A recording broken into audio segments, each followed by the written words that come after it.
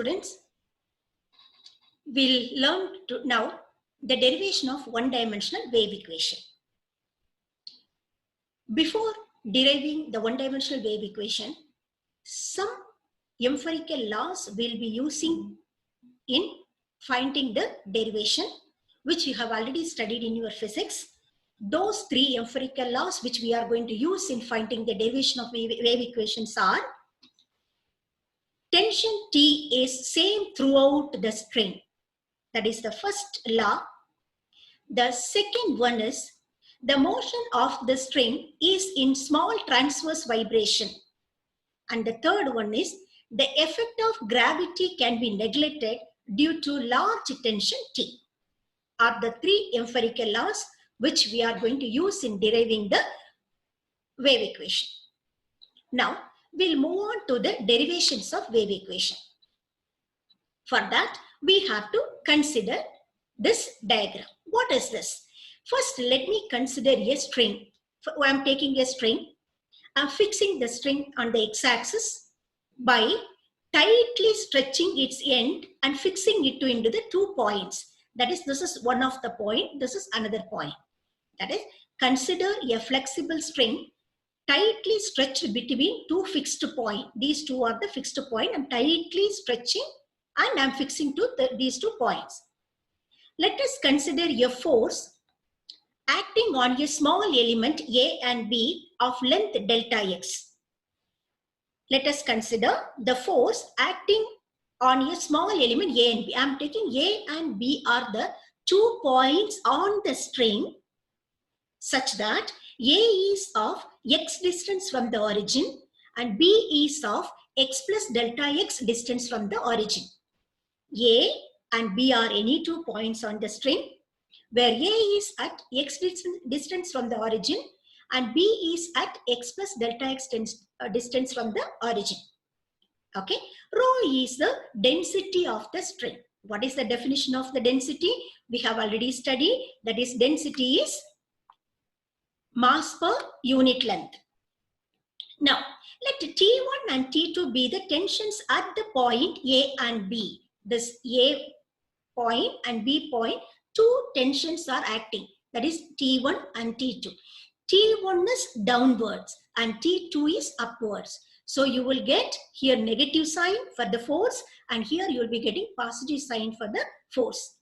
I am taking 2 horizontal lines from A and B. I am taking 2 horizontal lines from A and B, which is making alpha angle with T1 from A. The horizontal line at A will make alpha angle at T1 from T1 and at B beta angle, like a horizontal line at B will be making beta angle from the tension T2. That is, let T1 and T2 be the tensions at the point A and B. Since there is no motion in the horizontal line, horizontal direction, the resultant force acting in horizontal direction is T2 cos beta minus T1 cos alpha is equal to 0. Resultant force means what? Force at A plus force at B. That is resultant force. Resultant force means force at A plus force at B. Horizontal direction. I mean, resultant force of horizontal direction is 0. That's what they have given. How to find out this? Using the diagram again. This is the horizontal line.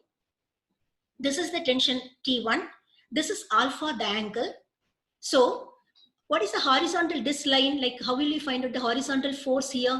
This is the hypotenuse if I am taking, by taking a parallel line to a y-axis. Y-axis, I mean, like, if you take a perpendicular line from this place and which is parallel to the y-axis, this triangle will be a right-angled triangle. This triangle will be right-angled triangle.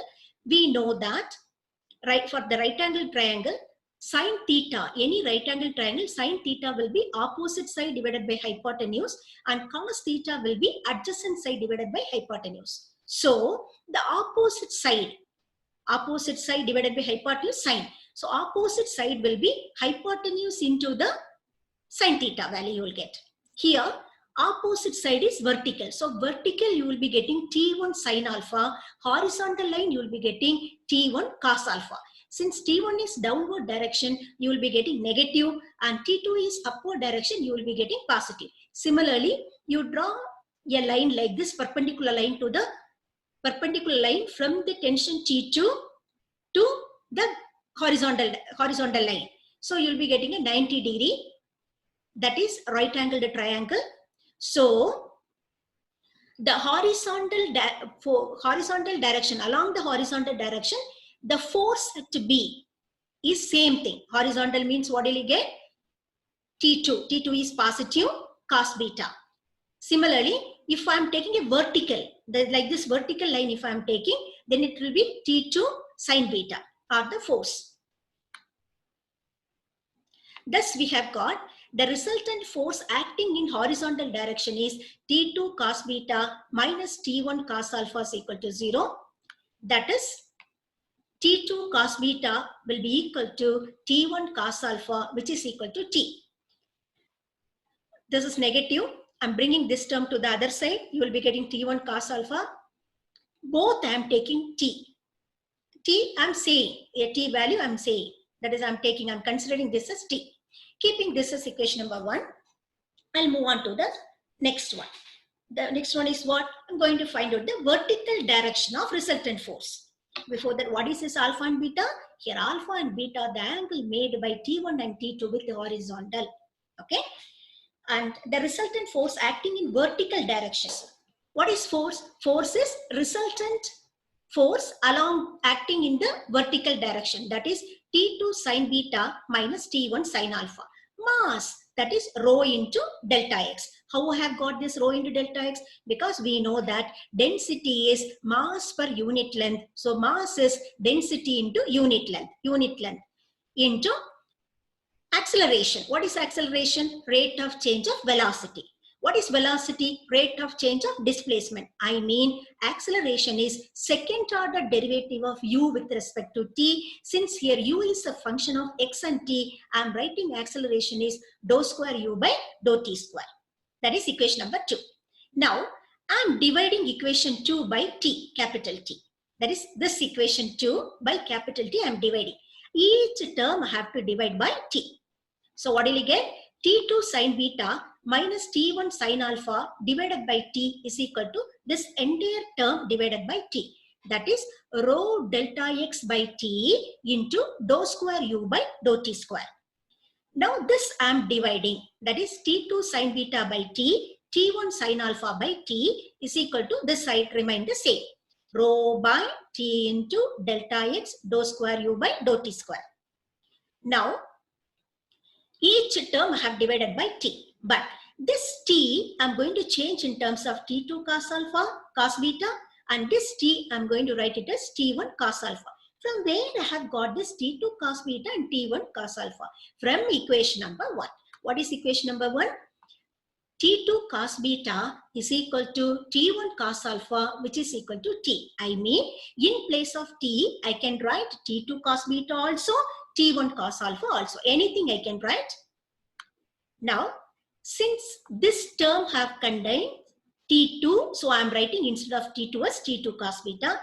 This term contains T1, so I am writing T as T1 cos alpha. This side remain the same. Now, T2, T2 cancel, T1, T1 cancel. Sin beta by cos beta is tan beta. Sin alpha by cos alpha is tan alpha. Correct? Sin by cos is tan, using that. What is this tan alpha and tan beta are? Here tan alpha and tan beta represent the slope of the tangent at A and B. Here A is at A, the point is at a distance x from the origin, and B is at a point, B is the point which is at a distance x plus delta x from the origin.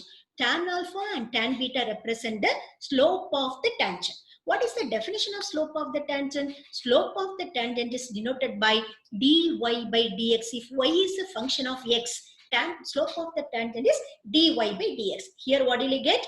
Dou u by dou x you will get. So instead of tan beta is the slope of the tangent at B. means dou u by dou x at x plus delta x minus dou u by dou x at x. This tan alpha is dou u by dou x at x, which is equal to rho by t into delta x dou square u by dou t square. Now this delta x I am bringing to the other side. That is dou u by dou x at x plus delta x minus dou u by dou x at x is equal to rho by t delta x dou square u by dou t square. From that, this delta x I am bringing to the other side. So this denominator I have got this divided by delta x is equal to the left out term. What is the left out term? Rho by t into dou square u by dou t square. Now you take limit both the sides. That is delta x tends to 0. By taking the limit both the sides, what will you get? Limit delta x tends to 0 of this entire thing. That is dou u by dou x at x plus delta x minus dou u by dou x at x divided by delta x.